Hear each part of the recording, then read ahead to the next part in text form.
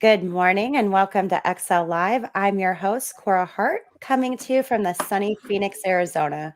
Drop it in the comments where you are joining us from or if you have any questions, and we'll try to get those answered.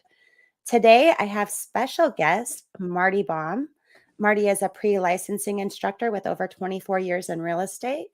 Marty has a second degree black belt in taekwondo, and the first class he ever taught in real estate was safety Yes, it about was. 23 years ago, right, Marty? It feels like it was yesterday, but yeah, 23 years ago. 23 years Well, ago. that is crazy, right? I was So only I'm 12 when I taught it, though. I was only 12. that's awesome.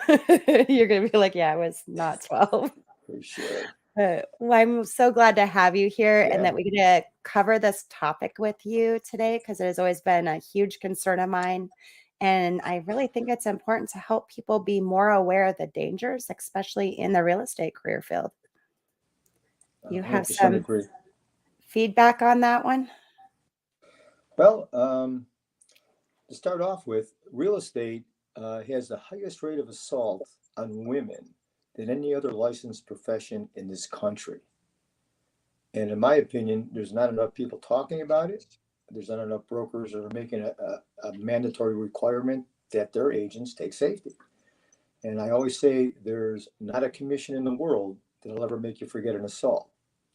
So safety is a huge part of our business, huge part. And again, like you were bringing up earlier, Corey, that's the first class that I ever wrote in real estate. When I started doing some background, what do we need? Contract or legal issues? And I pulled up that statistic that how real estate has the highest assault. And all the years I was practicing, it never really came to mind until I started doing the research and realizing things like how many women out there will sit at an open house all by themselves and put a sign out on the street saying, "Come on in." You have no idea the intent of the person that's coming into that open house. Um, when you were a child, Cora, or if someone has children, we always say, or my parents would say, never go in a stranger's car. You've heard that before, right? Oh, Even if yeah. it pulls up behind the bus at school with 3 feet of dog, come on in, pet. Don't go in a stranger's car. Except an agent will put a stranger in their car because that person says they want to go look for houses. And you have no idea the intent of that person. And within minutes, you can be found anywhere, any condition. We just don't learn awareness. And I think that's what it takes. That's one of those things that, I try to actually use COVID to my benefit on that one. It's just not safe and it's, unhealthy for us to be in each other's cars. I will meet you there. I think Yeah. the other thing that a lot of real estate agents don't think about is not only are you taking this person to a house, you're gonna be in that house alone with them where a lot of things can happen, but are you making sure that you have their driver's license, that you have a pre-approval so that you know who this person is, but also that they're qualified so that you're not just getting trapped into a bad situation. With all of that said, it's also important to let somebody know where you're at, and I think Always. people forget to do that. Always. There's a scenario. This happened out in Arkansas a few years back, and I used to talk about this story in class where a realtor goes to show an open house, disappears, didn't find her. Husband went looking for her, and just disappeared. We have no idea. And like you say, someone needs to know where you are at all times. And as you know, probably more than I, because you're much more tech savvy than I am. There are apps that can follow you. It's just not, I'll be at this address at this time or this address. But what if something happens between those times? So there are apps out there that can follow you exactly where you're going to be at all different times, and I think that's really important too. And I agree with that because I know that we do have the ability, with some of our programs that we have to let people know and be able to track where we're at. And it's very important to learn what those are and to utilize those. I think it's great to give people the information, the education. So with safety and it being your first class you taught, what do you have to teach us today? Well, a few things I want to talk about. One, a great book. from classes, Korah. I've always said there's a great book you can learn on real estate. I'm always the one that can share it. But this is, I believe, a book that everyone should have. It's called The Gift of Fear by Gavin de Becker, as you can Okay. see. It's an amazing book. And you say the gift of fear, is fear good? And the answer is fear can save your life because it tells your brain there's something going on. Problems many times is we've heard of this term called instinct, intuition. Instinct is more like of a reaction. Intuition is much deeper. It's in deep. It'll always look out for your best interest. The problem is sometimes we don't listen to it. I'll be okay this time. When you're in an open house all day, not a lot of showings, almost none. And now you're ready to put the key in the door to lock up at 5 o'clock and the car pulls up. Oh, you're locking up? I just got off of work. I want to see. And it's starting to sound too good. And you're thinking, well, I haven't had any showings today. Yeah, come on in. And boom, that's when it happens. So the key is, and they talk about it in Gavin's book, is that fear, you've got to look. And if you feel it and something's not right, something's not right. And another saying is this: trust is power and control. When you have someone's trust or they have your trust, they have all the power and control. And many times in a real estate transaction, you may take this person out, building that relationship, everything feels great, and then you let your guard down and one day, boom, something happens. So again, if you don't feel right, something's wrong, something's wrong. And for years and years, I've been teaching a class that many have known. I used to teach it at the Paradise Valley Police Department once a month, safety for women in the community. And it's called a mini stick. You've probably seen it, Korah. I bet you probably have one of our sticks here. So I like this as a weapon to keep people away. So in the classes, you can hook it up. In martial arts, they call it a kupitan. But the way we teach is when you hook your keys, and we teach you how to use it as a whip. We teach you how to use it to break grabs, to get back. It's a great deterrent. I My think that would concern hurt a isn't, little bit. sorry, I was aiming for the right spot there. My concern isn't that you can get that guy and hurt that guy who's hitting you. My concern is you can get away. It's not a matter about getting back and hitting them or kill, just the opportunity to get away. And if you're going to run, there's got to be a place where you got to run. There's got to be an end. Otherwise, someone's chasing you, and it could end up to be a bad thing.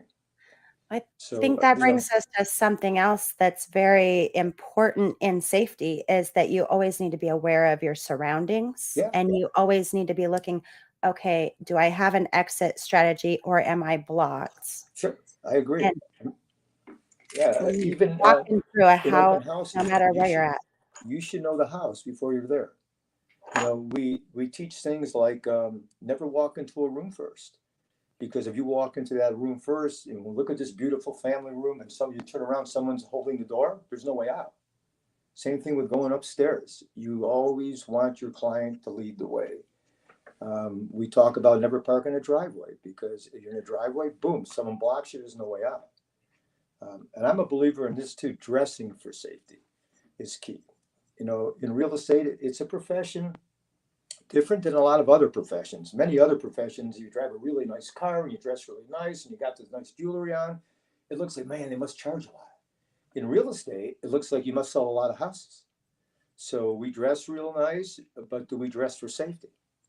And as we say, women, the highest rate of assault, it doesn't mean that men are safe either. I mean, men don't get sexually assaulted as often as women, but we get robbed. So I know I'm going to get that Rolex off of Marty's wrist. We're going to just tell him we want to go look at a house, which is a reason I say never advertise that house is vacant, because that's giving someone an idea too. That's a really good tip because when you say it's vacant, then everybody knows that nobody's going to come back and check for a long time. For sure, for sure. We always learn, we got to qualify the buyers. How many qualify the sellers? I know how I'm going to get that lady in my house. I'm just going to call up and say, I'm looking to list my house, and you ladies make appointments to come in. How many of you actually check the sellers?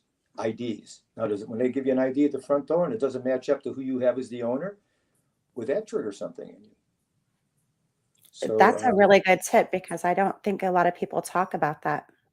there was years ago, and I was teaching this class up in Paradise Valley. This situation just happened, and there was a guy, a thug, who used to go to open houses. Why? He wasn't interested in buying a house. He was a prescription drug addict. So what would he do at open houses? His wife, and I'm not really sure if it was his wife or not, but she would keep the agent busy while he went out and knocked off medicine cabinets. How many people think of that? Or if you are doing an open house, do you tell your sellers, please get rid of all of the, we don't. So that's what he did. He got caught. He's probably out again, but that's what he would do. And he would laugh and go, hit a Walgreens. You know how long I'd be behind bars? I go to open houses. You ladies, bake cookies and light candles, and it's a great atmosphere. But he knocked off medicine cabinets. So these are the kind of guys that are out there. We're an easy target. And I believe they don't talk about it enough in real estate. They don't, and I think a lot of safety, issues are that we're not consistently aware and preparing ourselves for any situation, and I know you talk about this in your pre-licensing. I think it's important for all real estate agents to be reminded that you can walk into a house, you don't know if you're walking into a house to show it and there is maybe a vagrant that's living there or something else, and that's important because that could put you in a compromising situation. For sure, for sure. And as well, being part of our pre-licensing program, that we bring up safety quite a bit in all of my sessions. I just think it's a point that, these new agents to be need to know real estate from that standpoint too. It's the safety. And I agree with that. I think one of the things that happens though, and this is what I've seen, a lot of people don't know this. I used to be a corrections officer for the state of Arizona. And in that, when you're not consistently practicing and being aware of your surroundings and always living in that orange zone, that you become complacent as time goes Mm-hmm. on. So even if you've been a real estate agent for a long time, you just become more comfortable Yeah, and more complacent, and your senses are not on all the time. So it's that's right. important to always be training and always be aware so that your reflexes and your senses are there. Yeah, I agree, Corey. That term awareness, many years ago, Grandmaster Lee, who was the founder of the American Taekwondo Association, passed away a few years back. The Grandmaster, he came out to Arizona to do a black belt workout, and we did it outside at Arizona Research Park, and it was an opportunity for black belts not just to be in the dojo, but to be outside, street clothes, and learning self-defense from the Grandmaster.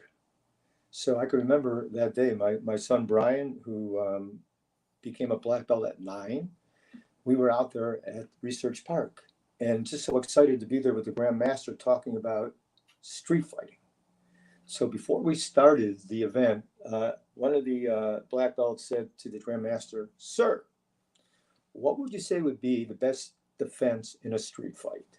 And I think, wow, hearing this from the Grandmaster, what would be the best defense in a street fight? And we always thinking about, the elbows or the spear. And he stands there and he goes, "The best defense in a street fight is don't be there." And I go, well, of all these, sparring and breaking boards, and he says the best defense is don't be there.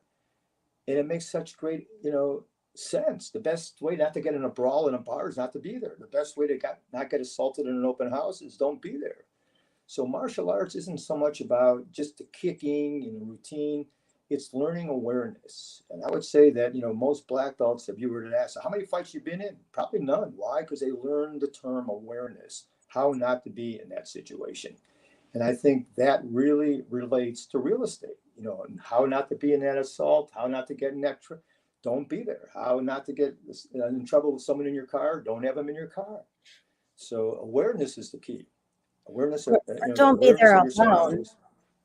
surroundings. Make sure that you have somebody to help you or that is there with you, especially on open houses. I find it insane to think that people go sit in an open house alone, whether you're a male or a female. I really think that it's a team job and that it takes more Crazy. than one person. And yet, as you know, being in real estate, there are many people who would like to sit at that open house with you. I mean, there are many people in the lending business who would love to be at an open house, or others. So it's great to have a team there at the open house. You're there by yourself. We just did a mini stick class here at the forum. I want to say it was about a month ago. We did stick. And I talked about a story about this guy who, the headline is, this is him, I truly enjoy the hunt. This is a real estate rapist, kept detailed diaries of hundreds of agents. And what he would do is he would pick them out. He got pictures. That's another thing. When you take pictures, people take these glamour shots.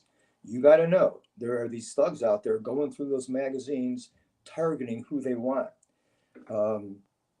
He said he kept a diary. I'm just reading from it. It said he kept a diary and computer searches showing a man obsessed targeting agents. He accumulated more than 200 names of realtors. And when he set his sights on his intended victim, he spent 5 months figuring out her schedule before he actually made his move. So these are well planned. It's not, just something out of the blue. These are well planned incidents. And yet we'll put glamour shots and post all of these things. We'll put our full names. And to me, I'm a believer, even on your badge, maybe your first, and you can see on my screen here, like I'm Marty B. No one really needs to know, because you're out there and you have your full name on there, and someone a couple of days later goes, "Hey, Korah, Hart, how you doing?" It makes it feel like you know them, and they only saw that. Same thing with children. Same thing on the school badge. There's no reason you have to have their full names on there. So there are so many things to learn about safety, and I would just hope that it became more of a precedent in real estate training than it is today. And it's not the CE hours. That's not the important thing about safety. Safety, you do it because you owe it to your family. I agree with that. And I think that just staying on top of it and always being aware and really brushing up on your skills. You were saying that you did a class about a month ago, which was great. I wish that we had them more frequently. I know with the heat, it makes it a little difficult. So do you think you're going to have another one come September, October? Yes, we're looking to put one on for sure. For sure. And Okay. I would like to be able to do these on a regular basis. And I wish the word can get out so people would attend. Because, like I say, it's probably the most important class that you can take in real estate is safety. And I brought it up earlier. There's not a commission in the world that would ever make you forget an assault. And there's guys out there just looking for you. So, I yes, agree I with that. look forward to teaching safety for the rest of my career. Well, everybody, if you follow me, I will make sure that I post when Marty is going to have his next safety class and actually do the training with the stick. And I will make sure that that information gets out there and that everybody is aware when those come up, because I Yeah, that'd think be that would awesome. really help a lot of people For to sure. stay safe in these different situations that we have going on. Do you have any last minute tips on how you recommend that people stay safe when they are or how you would even get away with if you were in one of these situations? Well, again, the best thing is not to be in one of those situations. It's the awareness, uh, of your surrounding. It's like a 10-second rule for personal safety. One, take 2 seconds when you arrive at a destination. Look around. Is there any questionable activity in the area? Are you parked in a well-lit, visible location? Um, you know, this phone, like the Eagles, we're prisoners of our own devices. So how many times in a real estate you're getting out of the car, you're on the phone? What do you mean we're not closing today? And you're going into the mall, you're going wherever you're going. When you come out, you go, I don't even remember where I parked. So, do you know where you parked? Did you park next to an old beat up van? These things right here can save our life, and they can also be a dangerous tool right here. So take those 2 seconds when you arrive. Is there a questionable activity? Are you parked in a well lit spot? Can you be blocked in a driveway? Then take another 2 seconds after you step out of your car. Are there any suspicious people around? Do you know exactly where you're going? That's another 2 seconds as you walk towards your destination. Are people coming and going, or is the area unusually quiet? Silence sometimes is deafening. If you're in an area where there should be more noise and talking around and it's not, that can open an awareness. Do you observe any obstacles or hiding places in a parking lot? Is anyone loitering around in the area? Take another 2 seconds At the door, do you have an uneasy feeling as you're walking in? Is someone following you in? Take another two. As soon as you enter that destination, does anything seem out of place? Is anyone present who shouldn't be there or who isn't expected? That's a total of 10 seconds. That's it. And in those 10 seconds right there, taking into your surroundings, letting you spot and avoid danger, make it a habit. And like you said, it's got to be a routine. If you stop thinking about it, it goes away. That's So share it with someone. That's the 10-second rule. Not a long 10 seconds can save your life. and I do agree with that. I think that just the consciousness of everything going on at all times, and I know, like you said, the cell phone, we're using them now to unlock these lock boxes and do all of these things, and you're fumbling because your key's not working and it's not opening the box, and the box won't open right, and it's burning your Yeah, hand, and there's just so many things for to be sure. prepared for that I wish there was a way to make this a little easier, but you really Prisoners have of our own to be device. exactly. And I think it's just important to always be completely 100% on top of what you're doing and knowing what your steps are, For sure. knowing For that sure. all your apps are up to date so you're not standing in the driveway trying to get your app to update because then Yeah. you're completely thrown off of what you're doing. When you get in that car, Korah, you drive away. Out of This courtesy. is a key, and a lot of people have these automatic cars that lock the doors as soon as you put in gear to drive away. What a lot of people don't think about is you get in your car and you sit there for a minute, and then you start your car, and then you look at your phone, and then you drive, so your doors aren't locked. You need to get in the habit of getting in your car and locking the doors. For sure. And then drive. Out of a courtesy, when we're in a listing, we don't want to answer our phone. It's rude. So we wait till the appointment's over, we get in that car, and then we sit there and we check all of our emails. But Exactly. the best thing to do is get in that car, lock, like you say, and then drive.